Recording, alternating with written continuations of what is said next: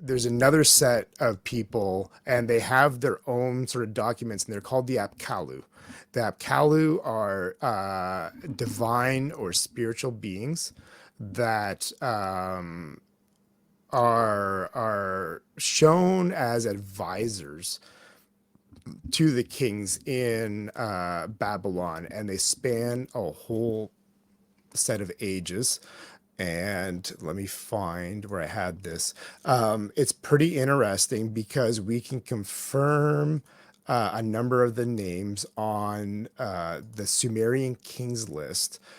But what's very interesting about the Sumerian kings list is that it doesn't only tell us the names of the kings, it tells us the names of their sages and scholars. And the word for sage there is Apkallu. So that's where these guys come from. The idea is that well, what should tip us off as Christians is that Apkallu came from the depths. They come out of sort of the watery pit, as it's described in the Bible, and then these guys come up to influence kings. And when I read that, like red flags go off for me, right? Like, oh, this is not a good thing, right? This is not Yahweh. This is not a heavenly messenger. They're coming from below. So that's pretty interesting. So before the flood, there are seven kings and seven sages that are listed. But there's a very interesting thing that the King's List says. I'm going to read it here. So after the flood, during the reign of En-Merkar, the king, Nungal-Piragal was sage, whom Ishtar brought down from heaven to Iana. He made the bronze lyre, whose lapis lazuli, according to the technique of Ninagal, the lyre was placed before Anu, the dwelling of his personal god. So I think this is also pretty early because we have Anu as a personal god, and we see that a little less later on in the stories. But I find this fascinating that after the flood, in order to maintain the sages, God has to bring one back to the kings. So they seem to go away with the flood. To me, that lines up the content of Genesis 6, where we've got the Nephilim present, and then later on, Genesis 11, the Tower, 10 or 11, sorry, the Tower of Babel, and we've got spirits that have to descend again and are scattered to the nations.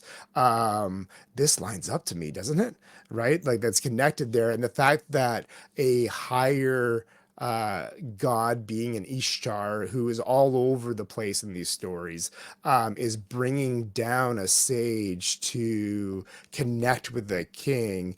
Again, red flags going off for me. And then right after that is the reign of Gilgamesh, the king.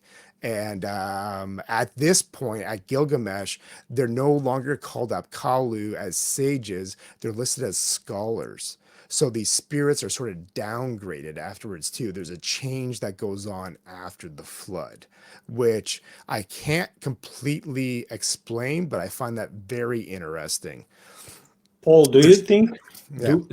do we can we draw a parallel between Apkallu and the Watchers? So the fallen being, like you said, divine or small Elohim, small e with the Mhm. Elohim. So can we make parallel between Apkallu and Watchers to be the same, or maybe even similar beings? And the second question is, when it comes to King's List, are those the list and names which were recorded where supposedly all these divine kings lived dozens of thousands of years? Is that what we are talking about?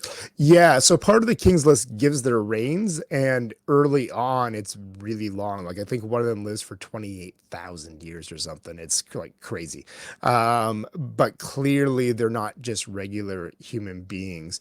And I think the easiest way is to highlight it this way. So the second king before the flood is Dumuzi.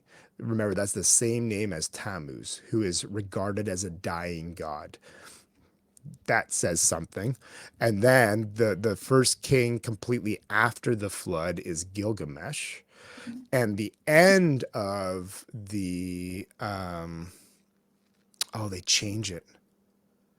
There's a couple versions of this, but actually Nebuchadnezzar is listed in one of these lists as well. And so it spans a huge amount of time. Like, even if we take kind of just the conventional biblical timeline, and maybe there's about 4,000 years from creation to the birth of Christ or whatever it is, or 6,000 years, like it would cover the whole thing in just 14 names. So So, we are not supposed to take literally according to what I'm trying to understand from you. When it comes to this king's list, Sumerian king's list, like you just said, one of them lived and ruled for 28,000 years. Are we supposed to, in your understanding, take these years as literally, or they are more symbolic, representing something? so in the ancient world, numbers had a lot of symbolic meaning. I think that's played in, and it's hard to say. If I'm honest, I would say totally, I don't know. I haven't made up my mind completely, but there's a couple principles we can kind of rely on. I think some of the numbers are picked on purpose because they're supposed to have their own meaning. Like 60, correct? In their worldview, number Yeah. 60 was very important in the same way that for Jews, 7 or 12 or 3 were important. That's what I remember from reading a while ago. Yeah, 12 was important to the Babylonians too, I think, and that's how they get 60. We get our time and like 360 degrees from the Babylonians. So the 12s and 60s and how it divides all come from there. Yeah, you're right. You're on the right track. Yeah, but yeah, there's all kinds of, I mean, you get Hebrew gematria is probably one of the most elaborate systems, right? And all the numbers have meaning and they add up and that sort of thing. There's a similar thing going on here. The other part too is I think they're trying to emphasize the superhuman aspect of some of these kings. In the case of Gilgamesh, depending on the list and story you get, the name of his father and grandfather are different. So whether they're skipping generations or trying to highlight somebody different, they're kind of being selective. And this happens a little bit in the Bible too. We get genealogies that seem to skip a generation here and there. I think the ancients didn't write this stuff like an encyclopedia. They're trying to give us the what they think is the important information, right? But it's interesting. It covers a lot of ground, and they're bringing up very specific points of data in trying to share this. The fact that you have a couple of people that really show up in the other stories and are deified is very interesting.